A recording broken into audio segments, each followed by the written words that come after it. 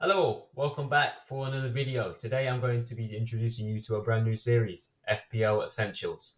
In this series I will cover the best differentials, the best captains, the best observations from current games, strategy and much more along the way. If you do enjoy, please do consider liking, subscribing, it's free. And without further ado, let the games begin. First off, differentials. I will show you three midfielders who are all in the mid-price budget. And first of all, we have Brian Mbeumo, whose only bad attacking fixture next day is Man City. Yes, they do play Tottenham, but for me, that isn't a bad fixture attacking with the way Ange Postecoglou lines up.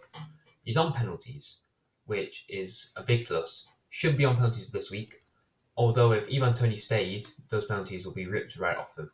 He's selected by 5% of managers and has a home fixture against Southampton. All those managers will be expecting him to get points. The question is, will you? Next on the list is Morgan Gibbs-White, who's at home to a weakened Wolves side, who will currently transition from a 5-back to a 4-back, having suffered the loss of Maximilian Kilman, who was transferred to West Ham. Aït-Nouri in this side plays more as a left mid in a 4-back as opposed to the left back, which he has been assigned, leaving space for opponents to pursue and act upon. Gibbs-White himself is on penalties, direct free kicks and corners, and is on the back of 2 seasons with 5 goals and 12 assists.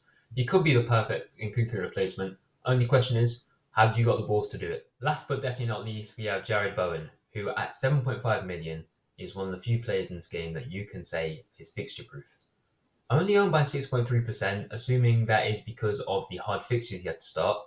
Just for the record, he did have to play both Liverpool and City within the first 10 game weeks last season and got off to a bang there too. He got 16 goals and 6 assists last season, and has already opened his account by scoring against Crystal Palace last week. Now onto the fixture. Obviously, Man City, not a fixture anyone wants to be near. But Man City with and without Rodri are two different teams. With Rodri, they're an unformidable side. Without Rodri, they can be prone to mistakes. Their main CDM is Rodri. Besides that, they don't have a long-lasting CDM. Maybe John Stones, who does like to get involved with the play a bit more. But I would be very concerned for City's defence. I do not think they go out with a clean sheet here. And I think Bowen is going to be the one to wipe it out. What do you think? Now, the next segment is the best captain. My captain returns so far are 28 points in Game Week 1, where I captain Mohamed Salah, and 51 points using the triple captain to full effect on Erling Haaland. My 3 candidates this week are Saka against Brighton, the only one with a home fixture, Salah against his favourite opponents, Man United, and Haaland relishing the life after a hat-trick, travelling to the Olympic Stadium where he will play West Ham. Haaland first. He is my third place captain choice, who plays West Ham. The defensive stability of Chelsea, who are relatively new with their Enzo Maresca era, and Ipswich, who are a promoted team not portraying a low block, which was very surprising. Haaland, West Ham are going to be a lot more tougher defensively to break down than those other two teams, strengthening at the back by signing Wan-Bissaka and Todibo. I do expect Haaland to get on the score sheet, but I don't expect him to do much more. I expect a solid 8 points from him, which, as a captain return, is alright.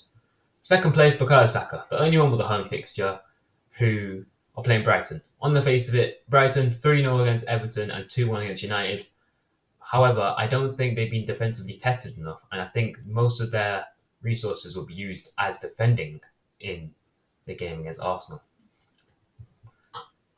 Everton have had their own attacking struggles as well as defensive struggles, and Manchester United are the same.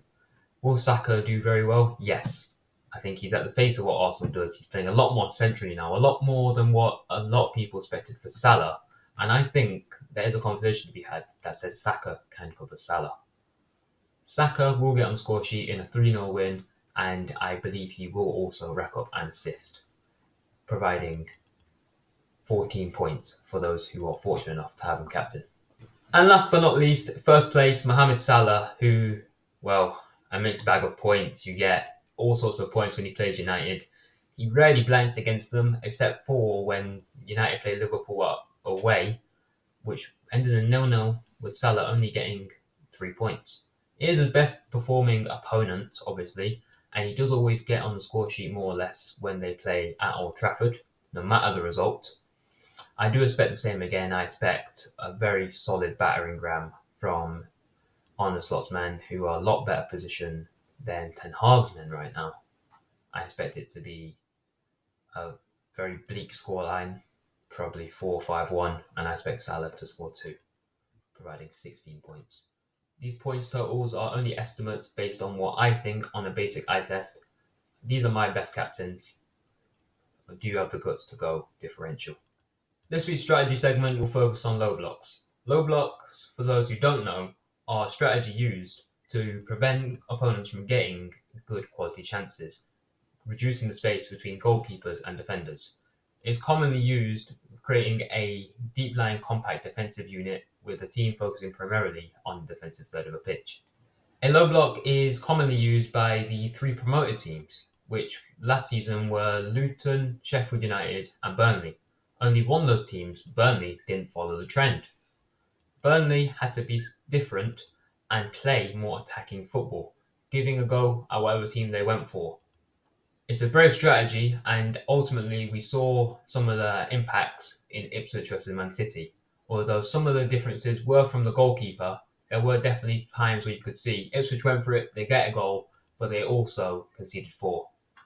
Why do I think it's the end of low blocks? From the first 2 games in eye test, you can see Leicester, Southampton and Ipswich have all given it a go so far.